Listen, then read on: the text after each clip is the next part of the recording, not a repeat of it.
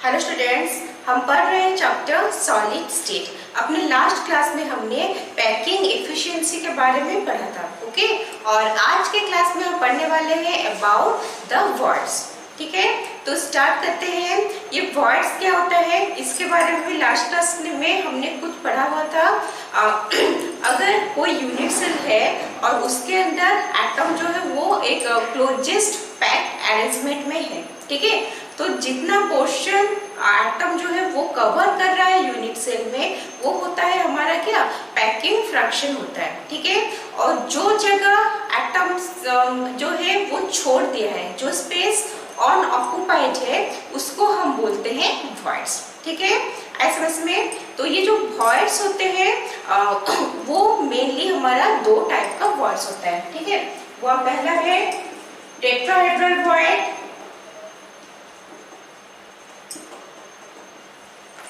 second one is octahedral void, okay. तो ये tetrahedral voids क्या होता है? टेट्राहेड्रल वॉइड्स वो वॉइड्स है जो 4 स्फीयर के कांटेक्ट में आने से बनता है, ठीक है। कैसे? देखो, ये मान लो हमारे पास 3 स्फीयर्स है, ठीक है। ये जो तीनों स्फीयर है वो एक ही लाइन में, एक ही लेयर में वो अरेंज होके है, ठीक है। तो यहाँ पे इसके ऊपर के लेयर में हम क्या करेंगे, एक एटम को रखेंगे। ऐसे अरेंजमेंट हुआ है ना, पहले भी हम पढ़े हुए हैं। 3 एटम है यहाँ पे जो खाली जगह है उसके ऊपर हम और एक एटम प्लेस करते हैं, ठीक है। तो यहाँ के पे ऊपर के लेयर में और एक एटम हमने प्लेस कर लिया, ओके। तो अभी कितना स्फीयर बना? एक लेयर में 3 स्फीयर, उसके ऊपर के लेयर में और एक स्फीयर बना है। तो ये प्लेस होने के बाद इसके अंदर जो खाली जगह रहता है इसके अंदर से वो होता है हमारा टेट्राहेड्रल वॉइड्स, ठीक है। ये हो गया हमारा टेट्राहेड्रल वॉइड। तो इसको अगर हम देखने की कोशिश करेंगे, मैं मान लो बहुत सारे अरेंजमेंट है, जैसे हमने किया था अरेंजमेंट ऑफ जो हमारा स्ट्रक्चर था पार्टिकल्स का, तो वहाँ पे हमने क्या किया था, एक लाइन लेयर रहता है, एक लेयर, उसके ऊपर सेकेंड लेयर, फिर थर्ड लेयर, ऐसे हमने अरेंज करके रखा था। तो मान लो कि नीचे एक बॉल है, ठीक है। एक बॉल मतलब अरेंजमेंट का एक पोर्शन हम कंसिडर कर रहे हैं, नीचे एक बॉल है और उसके ऊपर 3 साइड में 3 बॉल है। तो अगर हम ऊपर से देखने की कोशिश करेंगे तो नीचे हमें क्या, वो जो बॉल है नीचे उसका सिर्फ हेड पोर्शन दिखाई दे रहा है ना। तो जिस जगह से लेकर हम देख रहे हैं नीचे के बॉल का हेड पोर्शन, वो पूरा एरिया जो है वो है हमारा टेट्राहेड्रल वॉइड्स, ठीक है। आया समझ में? तो ये जो टेट्राहेड्रल वॉइड्स है वो कितने एटम से बना है, कितने एटम के कांटेक्ट में आने से बना है? 4 एटम के कांटेक्ट में आने से बना है, ठीक है। इसलिए इसका जो कोऑर्डिनेशन नंबर है, कोऑर्डिनेशन नंबर याद है, हम पढ़े हुए हैं। कोऑर्डिनेशन नंबर किसे कहते हैं? Nearest neighbours. जितना नंबर ऑफ एटम के साथ वो अटैच है वही होता है उसका कोऑर्डिनेशन नंबर। तो यहाँ पे 4 एटम के साथ वो अरेंज्ड है, तो टेट्राहेड्रल वॉइड का जो कोऑर्डिनेशन नंबर है वो हो गया 4, ठीक है। नेक्स्ट चीज है कि ये जो टेट्राहेड्रल वॉइड है उसका रेडियस कितना है, ठीक है। रेडियस ऑफ टेट्राहेड्रल वॉइड, तो ये जो रेडियस ऑफ टेट्राहेड्रल वॉइड हम निकालेंगे वो कैसे निकालेंगे? तो यहाँ पे जो अगर हम ये जो वॉइड है वहां पे एक एटम को प्लेस करेंगे या एक स्फीयर को प्लेस करेंगे, ठीक है। देखो, एटम हम जो भी अरेंजमेंट कर रहे हैं वो किसके बारे में बात करते हैं? किसके अरेंजमेंट के बारे में? पार्टिकल्स के अरेंजमेंट के बारे में। वो एटम्स हो सकता है, मॉलिक्यूल्स हो सकता है या फिर आयंस भी हो सकता है। तो जो आयंस होते हैं वो तो 2 टाइप का होता है, पता है, कैटायंस एंड एनायंस। जो एनायंस होते हैं वो बिगर पार्टिकल्स होते हैं, उनका साइज बड़ा होता है, ठीक है। और जो कैटायंस होते हैं वो छोटे पार्टिकल्स होते हैं, ठीक है, उनका साइज जो है वो कम होता है। तो यूजुअली जो हमारा अरेंजमेंट बनता है तो वो अरेंजमेंट कंपोजिशन होता है वो एनहांस होता है। क्यों? क्योंकि वो बड़े पार्टिकल्स है तो वो ही अरेंजमेंट बनाते हैं। ठीक है, वो अरेंजमेंट बनने के बाद जो वॉइड्स रहते हैं, वॉइड्स या फिर इंटरस्टिशियल साइट्स या इंटरस्टिसेस, हम कुछ भी बोल सकते हैं उससे, वो जो खाली जगह जो वॉइड रहता है उसके अंदर जो छोटे पार्टिकल्स है वो फिट होते हैं। ठीक है, वॉइड से मतलब हम उसे खुला नहीं छोड़ते, वहाँ पे क्या होता है, छोटे छोटे पार्टिकल्स जो है वो फिट होते हैं। ठीक है, तो बड़ा पार्टिकल्स क्या रहा, एनायंस जिसने पैकिंग फॉर्म किया, तो वहाँ पे जो वॉइड्स रहे वहाँ पे छोटा पार्टिकल्स मतलब जो कैटायंस से स्मॉलर साइज पार्टिकल्स से, वो कैटायंस हमेशा वॉइड्स का जो प्लेस है वो ऑक्यूपाई करते हैं। ओके, तो यहाँ पे जो हम ये मान के चल रहे हैं कि अब जो वॉइड है वहाँ पे एक छोटा स्फीयर जो है वो एकोमोडेट हो सकता है। ठीक है, तो अगर हम उस स्फीयर का रेडियस देखने की कोशिश करेंगे, जैसे radius of void divided by radius of sphere. Radius of sphere मतलब जिस स्फीयर को लेने के बाद वो वॉइड बना है। ठीक है, अगर इनका हम रेशियो निकालेंगे, in case of tetrahedral voids वो रेशियो निकलता है 0.225। ओके, इसका मतलब जो स्फीयर पैकिंग बना रहा है अरेंजमेंट में, उस स्फीयर का जो है रेडियस का 0.225 जो पोर्शन है वो है हमारा वॉइड का रेडियस। ठीक है, तो 0.225 हम लिख रहे हैं, और अगर परसेंटेज में लिखेंगे तो इसको हम लिखते हैं 22.5%। ठीक है, आया समझ में क्या हो रहा है? ओके, तो लिख लो ये टेट्राहेड्रल वॉइड्स को। हो गया। नेक्स्ट हम पढ़ेंगे ऑक्टाहेड्रल वॉइड्स। ठीक है, ऑक्टाहेड्रल वॉइड्स क्या है? देखो ये वन टाइप ऑफ अरेंजमेंट है। ठीक है, फर्स्ट लेयर में ऐसा अरेंजमेंट है, ऐसा अरेंजमेंट हम पढ़ चुके हैं। अभी क्या करेंगे, इसके ऊपर, ये फर्स्ट लेयर है, इसके ऊपर हम सेकेंड लेयर ऑफ स्फीयर्स रखेंगे, सेकेंड लेयर ऑफ एटम रखेंगे। ठीक है, तो वो जो है उसका पोजीशन ऐसा रहेगा।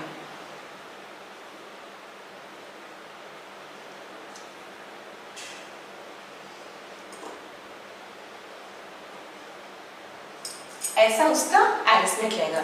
ये फर्स्ट लेयर का, ये है सेकेंड लेयर का। मतलब अगर हम उसके सेंटर को अरेंज करने की कोशिश करेंगे तो ये हो गया एक ट्रायंगल जिसका ये सारे हैं लैटाइस पॉइंट, यहाँ पे हमारा एटम प्लेस है। ठीक है, और इसके ऊपर का जो लेयर है, ठीक है,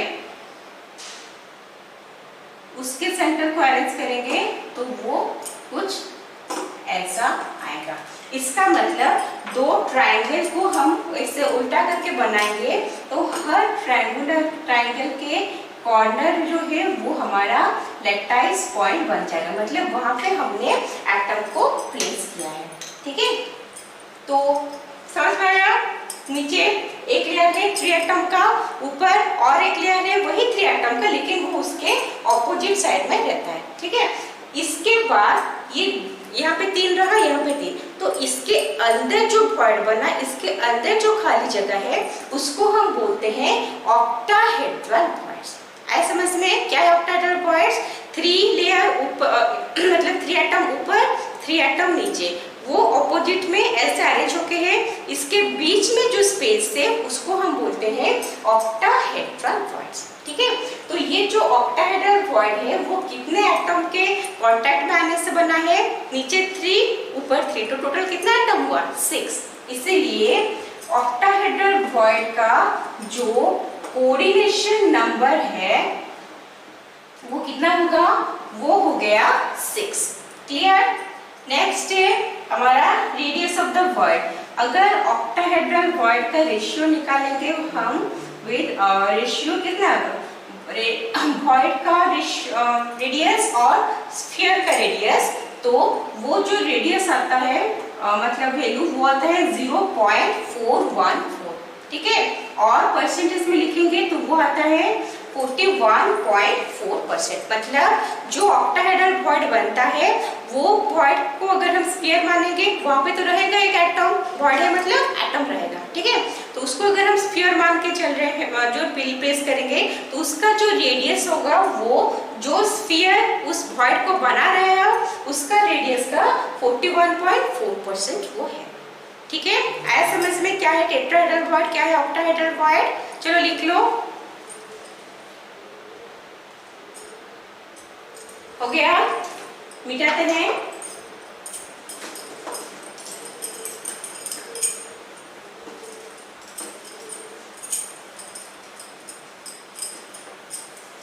नेक्स्ट है location of tetrahedral voids.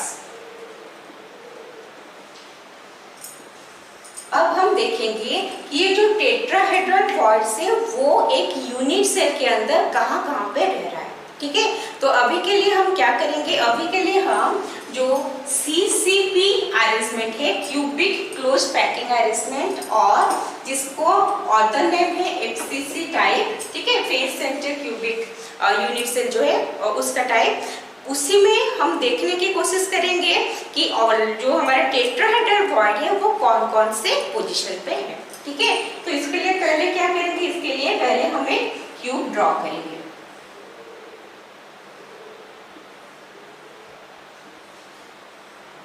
Okay, ये क्यूब हमारा बन गया। नेक्स्ट, यहाँ पे जो एटम्स है वो कहाँ प्लेस्ड है।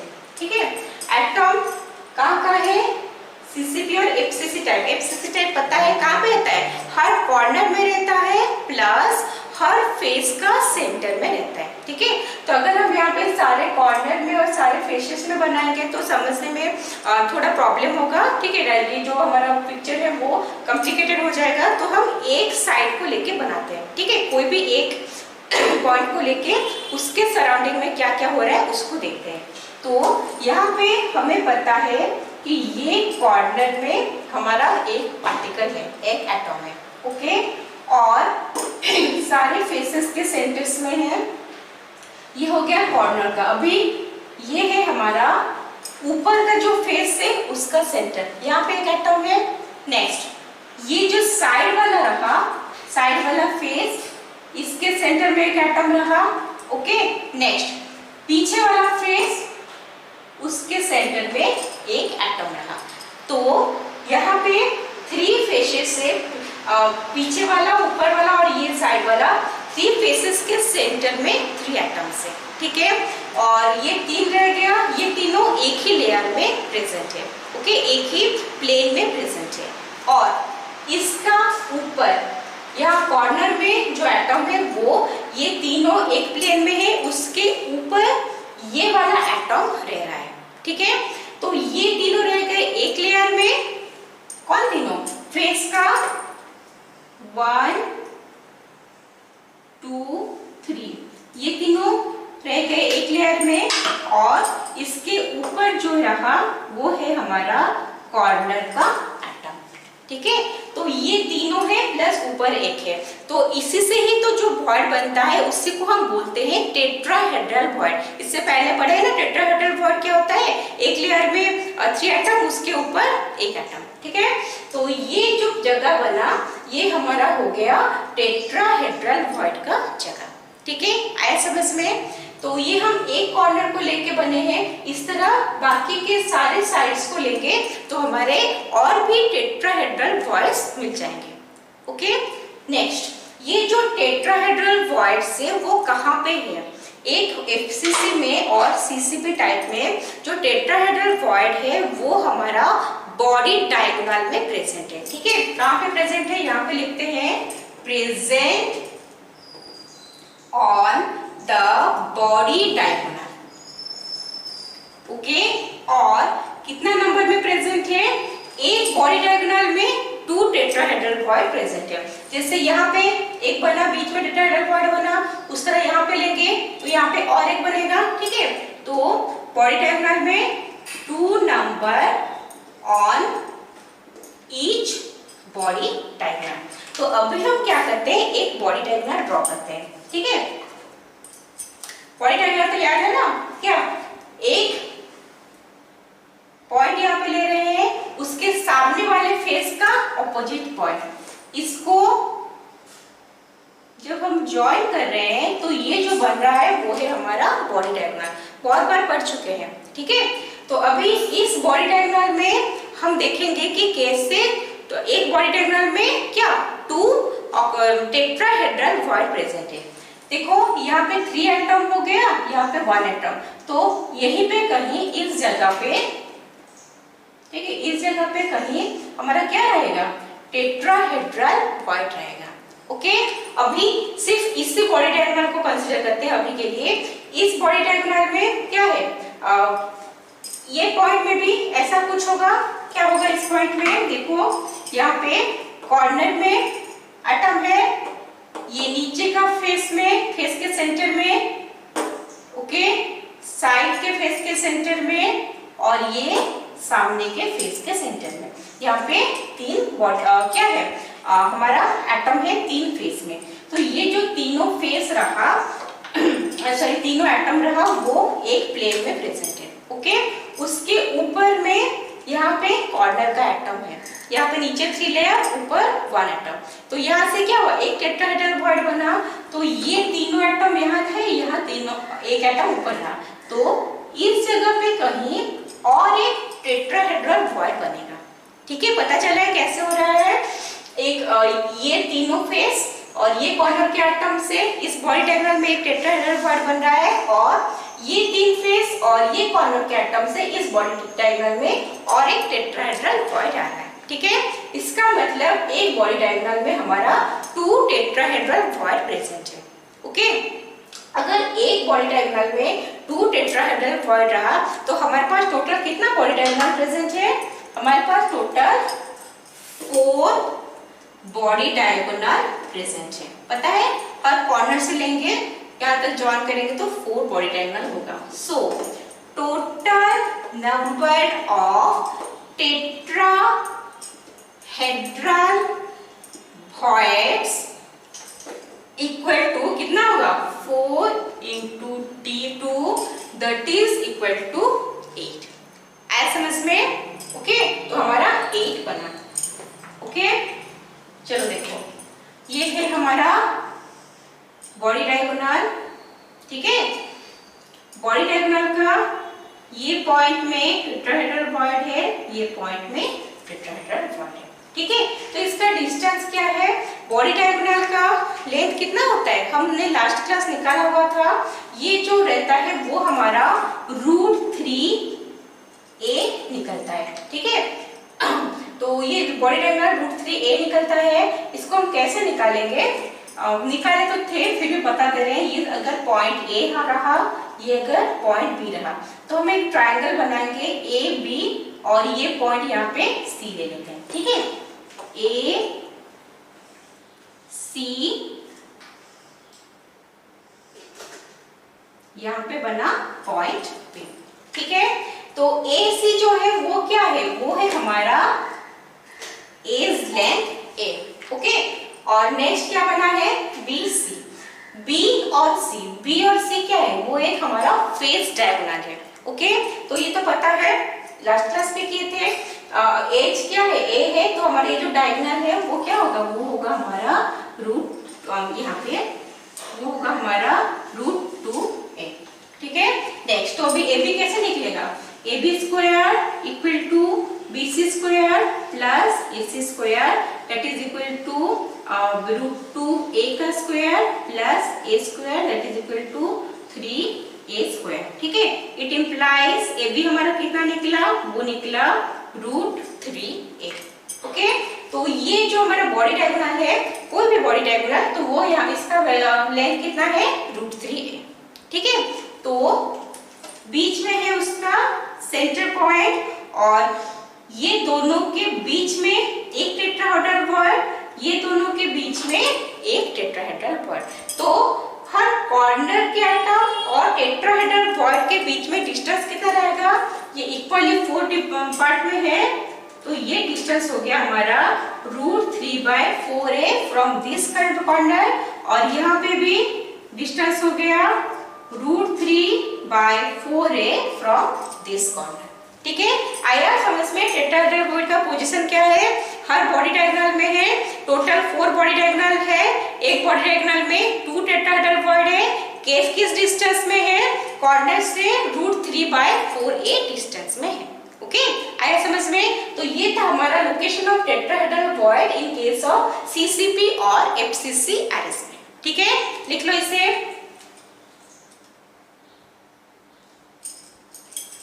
हो गया, मिटाते हैं।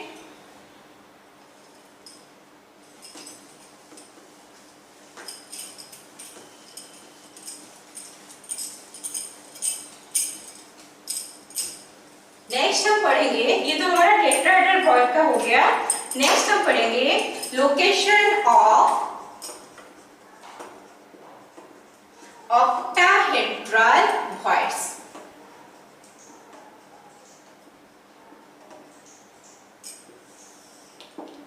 ठीक है, अभी हम देखेंगे कि एक एफसीसी टाइप यूनिट सेल में और सीसीपी टाइप अरेंजमेंट में ऑक्टाहेड्रल वॉइड कहां पे है। इसके लिए पहले क्या करेंगे, पहले हम एक क्यूब ड्रॉ करेंगे। ठीक है,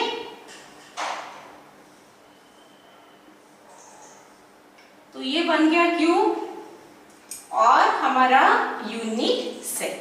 ठीक है, तो ऑक्टाहेड्रल वॉइड कहां पे रहता है? ऑक्टाहेड्रल वॉइड रहता है, एक रहता है हमारा centre of the body.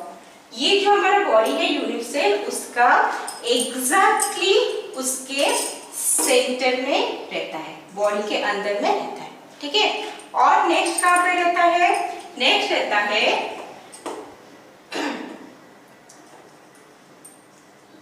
Middle of, और यहां पे लिख लेते हैं एज सेंटर्स में।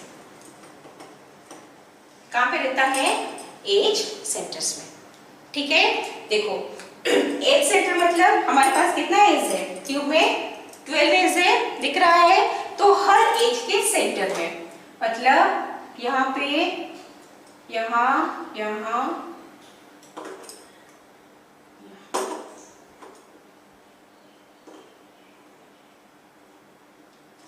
हो गया हमारा 12 एजेस।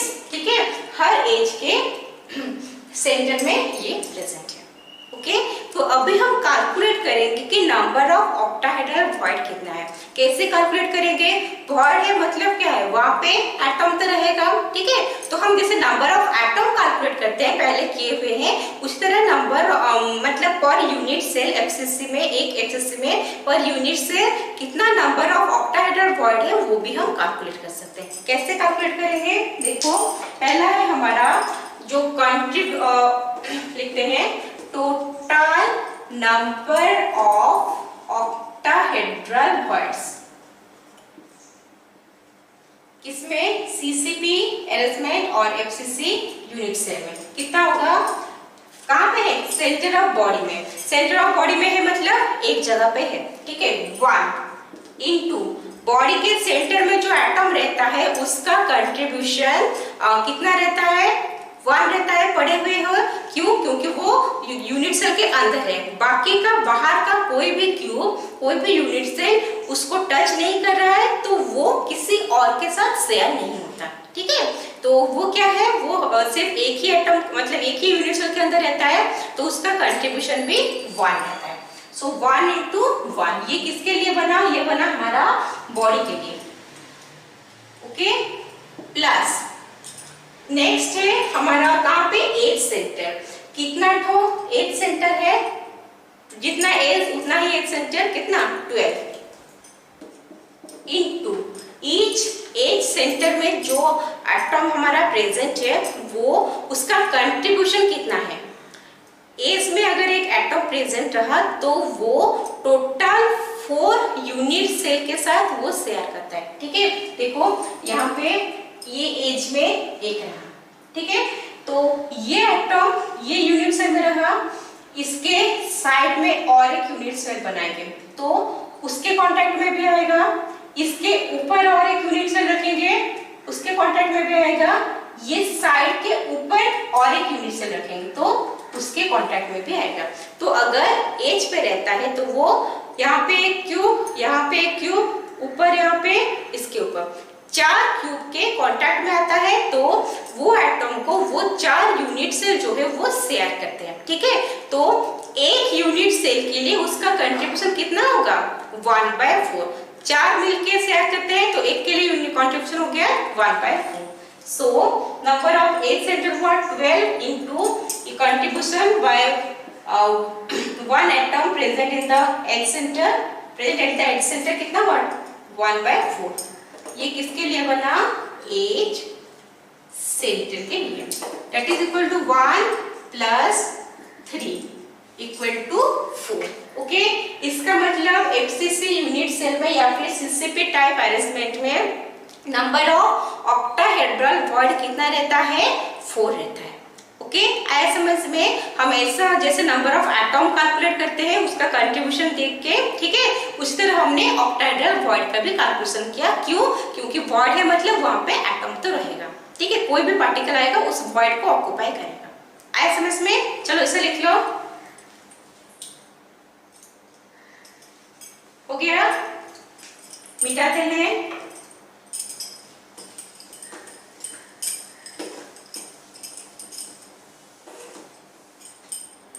नेक्स्ट, अभी हमने देखा कि एफसीसी यूनिट सेल में number of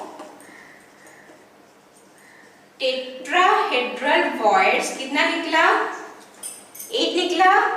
next, number of octahedral voids वो कितना निकला 4 निकला, ठीक है। नेक्स्ट चीज है हमारा रैंक ऑफ एफसीसी कितना है। रैंक याद है, रैंक क्या होता है number of atom present in a unit cell, ठीक है। एफसीसी में कितना रहता है एटम 4 रहता है, 8 कॉर्नर्स में रहता है, contribution 1/8, 8 into 1/8 plus each face के सेंटर में फेस में कंट्रीब्यूशन 1/2, टोटल 6 फेस। ओके, वहां से आया 3, 1 + 3 4, बहुत बार कर चुके हैं, ठीक है। तो रैंक ऑफ एफसीसी, रैंक को हम जेड से रिप्रेजेंट करते हैं, वो कितना है 4। तो इसको देख के कुछ रिलेशन समझ में आ रहा है क्या? ये आ रहा है समझ में कि अगर हम रैंक ऑफ यूनिट सेल जो है रैंक ऑफ एफसीसी को अगर हम n मानते हैं तो नंबर ऑफ ए पे लिख लेते हैं, नंबर ऑफ टेट्राहेड्रल वॉइड्स जो है वो कितना हो रहा है 4 है, यहाँ पे 8 है, मतलब डबल हो रहा है। तो ये बनेगा हमारा 2n। ओके, नेक्स्ट, अगर हमारा ऑक्टाहेड्रल वॉइड जो है वो 4 है, यहाँ पे भी 4 है, इसका मतलब जो रैंक है उतना नंबर ऑफ ऑक्टाहेड्रल वॉइड्स है। तो number of octahedral void for कितना क्या एफसीसी वो कितना होता है n होता है। आया समझ में। ये जो नंबर ऑफ एटम रहता है क्या हमारा यूनिट सेल में, मतलब जो रैंक ऑफ एटम है वही होता है नंबर ऑफ ऑक्टाहेड्रल वॉइड्स, ठीक है। और उसका डबल जो है वो होता है हमारा नंबर ऑफ टेट्राहेड्रल वॉइड्स। आया समझ में। चलो लिख लो इसको।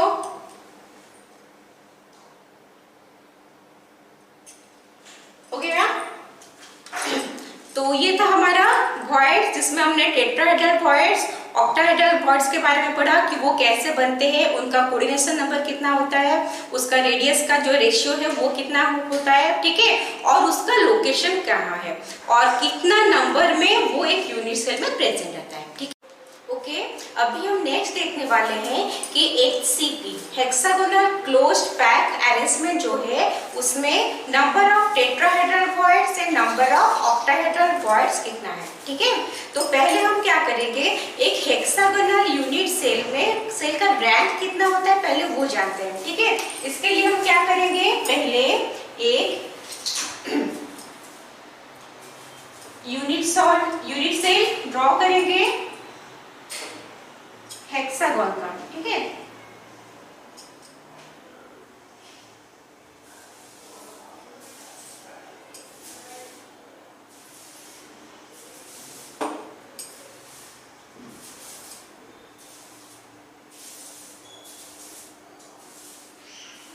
ओके, ये हमारा हेक्सागोनल यूनिट सेल है। अभी नेक्स्ट चीज है कि हेक्सागोनल यूनिट सेल में एटम्स जो है या फिर जो पार्टिकल्स है वो कहाँ कहाँ रहते हैं, ठीक है। तो उनका जो पॉइंट है यहाँ पे जितने भी कॉर्नर्स है सारे कॉर्नर्स में पार्टिकल्स रहते हैं। तो कॉर्नर्स यहाँ पे कितना है 1 2 3 4 5 6 7 8 9 10 11 12 हो गया। ये सारे जगह पे हमारा क्या है एटम्स प्रेजेंट है, ओके। अच्छा अभी क्या करेंगे, rank of hexagonal unit cell, ये हम कैसे निकालेंगे, पहले देखेंगे कि कॉर्नर्स में जो एटम है उनसे कितना हो रहा है, ठीक है। कॉर्नर्स में कितने एटम, कितना कॉर्नर है पहले देखते हैं, वो टोटल 12 कॉर्नर्स है। 12 इनटू ईच कॉर्नर का कंट्रीब्यूशन कितना है, ठीक है। देखो अगर कोई भी एटम यहाँ पे कहाँ इस कॉर्नर में है तो उससे और कितना हेक्सागन मतलब उसको शेयर कर सकता है, ठीक है। सपोज हमने इसको चूज किया, अगर हम यहाँ पे और एक हेक्सागन रखेंगे तो ये कॉर्नर का एटम को ये हेक्सागन जो है वो उसको शेयर करेगा। यहाँ पे और एक हेक्सागन रखेंगे तो उसको भी ये शेयर करेगा, मतलब एक लेयर में ये कॉर्नर का एटम को टोटल 3 हेक्सागोनल जो यूनिट सेल है वो उसको शेयर कर सकते हैं, ठीक है, एक लेयर में। नेक्स्ट इसके ऊपर एक रखेंगे, ये वाले यूनिट सेल के ऊपर और एक हेक्सागोनल यूनिट सेल रखेंगे तो ये कॉर्नर का एटम उसके भी टच में आएगा ना। इसके ऊपर रखेंगे उसके टच में आएगा, ये साइड वाले के ऊपर रखेंगे उसको भी कांटेक्ट में आएगा, ये पीछे वाले जो हेक्सागोनल यूनिट सेल है उसके ऊपर रखेंगे तो उसके भी कांटेक्ट में आएगा, ओके। तो इसका मतलब है अगर हेक्सागोन का कोई भी कॉर्नर में एक एटम रह रहा है तो उसको नीचे के लेयर के 3 हेक्सागोन, ऊपर के लेयर के 6 हेक्सागोन और ऊपर के लेयर के 3 हेक्सागोन, ओके। टोटल 6 हेक्सागोन उस एटम को शेयर करेंगे, ओके। इसका मतलब एक हेक्सागोनल यूनिट सेल के लिए उसका कंट्रीब्यूशन कितना रहा 6 और हेक्सागोनल यूनिट सेल 1 को शेयर कर रहे हैं तो 1 के लिए कंट्रीब्यूशन कितना होगा 1/6। तो कॉर्नर है 12 इनटू कॉर्नर में कंट्रीब्यूशन कितना रहा एटम का 1/6 हो गया। नेक्स्ट कहाँ पे है, नेक्स्ट बॉडी के अंदर, यहाँ बॉडी के अंदर 3 एटम्स प्रेजेंट हैं, ओके। अगर कोई भी एटम बॉडी के अंदर प्रेजेंट रहता है तो उसका contribution for the unit cell कितना रहता है 1 रहता है, ओके। कितना तो है 3 तो है तो 3 रहा नंबर 1 रहा उसका कंट्रीब्यूशन, तो ये हो गया हमारा 3/1। यहाँ लिख लेते हैं, ये है कॉर्नर के लिए और ये हमारा बॉडी के लिए, ओके। नेक्स्ट कहाँ पे है हेक्सागोनल यूनिट सेल में, नेक्स्ट रहता है 2 ऑपोजिट फेसेस के सेंटर में। सपोज हम ये ऊपर वाला फेस चूज करते हैं, इसके सेंटर में रहेगा, नीचे वाला फेस चूज करते हैं उसके सेंटर में रहेगा, ओके। तो टोटल 2 ऑपोजिट फेसेस के सेंटर में रहेगा, सो 2/2। नेक्स्ट क्वेश्चन है कि अगर फेस के यहाँ पे सेंटर में एक एटम प्रेजेंट है तो और कितना वो टोटल कितना हेक्सागोनल यूनिट उसको शेयर कर सकते हैं। देखो ये कहाँ पे है, सिर्फ फेस के ऊपर है, अगर फेस के ऊपर है तो इसके ऊपर अगर हम एक हेक्सागोन रखेंगे तो वो भी उससे शेयर करेगा, ठीक है। और कहीं पे रखेंगे तो शेयर नहीं करेगा, सिर्फ इसके ऊपर रख रहे हैं तभी जाके शेयर हो रहा है। मतलब अगर फेस के ऊपर सेंटर में यहाँ पे पॉइंट है तो वो और कितने हेक्सागोन के साथ टोटल शेयर करेगा, वो 2 हेक्सागोन के साथ शेयर करेगा, ओके। तो एक हेक्सागोनल यूनिट सेल के लिए उस एटम जो कि फेस के सेंटर में है उसका कंट्रीब्यूशन कितना रहेगा 1/2, ओके। तो टोटल फेस है, यहाँ पे ऑपोजिट फेसेस लेना है, टोटल फेस हो गया 2, ईच फेस का कंट्रीब्यूशन कितना हुआ 1/2। ये हो गया हमारा centre of opposite faces, okay, any 2 opposite faces हो गया। दैट इज इक्वल टू, ये कितना हुआ 2 plus 3 plus 1 that is equal to 6। मतलब rank of hexagonal unit cell, और हम बोल सकते हैं हेक्सागोनल यूनिट सेल में नंबर ऑफ एटम कितना हो गया, वो हो गया 6। ओके, अच्छा नेक्स्ट चीज क्या हम पढ़ने वाले हैं, what is the number of tetrahedral void and number of octahedral void. अच्छा, नंबर ऑफ ऑक्टाहेड्रल वॉइड कितना होता है, जो रैंक होता है यूनिट सेल का उतना ही number of octahedral void present रहता है। तो यहाँ पे number of octahedral voids equal to कितना होगा, जो रैंक है that is equal to 6। Next number of tetrahedral voids, tetrahedral voids कितना रहता है, जो रैंक है उसका डबल रहता है, बड़े हैं अभी, ठीक है, तो कितना रहेगा, ये 6 रहा तो ये हो गया हमारा 12, ठीक है। तो नंबर ऑफ क्या ऑक्टाहेड्रल वॉइड्स से 6 और टेट्राहेड्रल वॉइड्स से 12 in case of HCP ions में। ओके, आए समझ में, चलो लिख लो इसको।